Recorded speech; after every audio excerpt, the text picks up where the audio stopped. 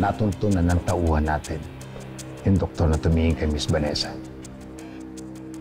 At ayon dito, paulit-ulit daw na dinadalaw ni Presidente Williams si Miss Vanessa sa ospital. She has dissociative amnesia. Wala siyang naalala kahit ano, mula ng pagkabata niya hanggang bago siya dinala dito sa ospital. At eto pa, sinigurado ni Presidente William na maililigtas ang buhay ni Miss Vanessa, lalo na nung malaman niya na siya pala ang totoong ama.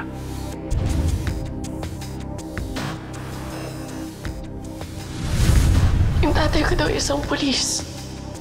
Tapos ako yung dahilan ng pagkamatay ng nanay ko.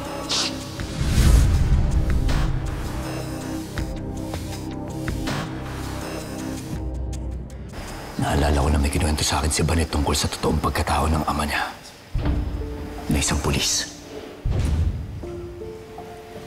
Sigurado akong si William ang tinutukoy niya. Ang pinagtataka ko, Hugo, papaano nangyari na kahit na alam niya masama ang ugaling tong William to, nagawa niya pa ring samahan at protektahan sa harapan ko. Kasi nga po, sa utak ang tinumong pinsala ni Miss Vanessa. Buong panahon na nandoon siya sa ospital, wala na siyang maalala sa buong pagkatao niya. At yun ang ginawa ni William ng paraan para manipulahin.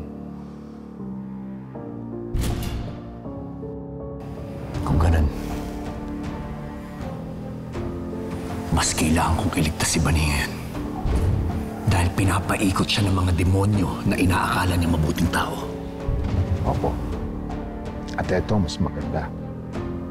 May intel tayo na pinaplano ni Calvi makipag-date kay Miss Vanessa sa isang restaurant ngayong gabi.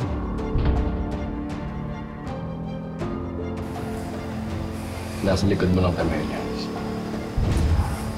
Nakalalay sa'yo. Thank you.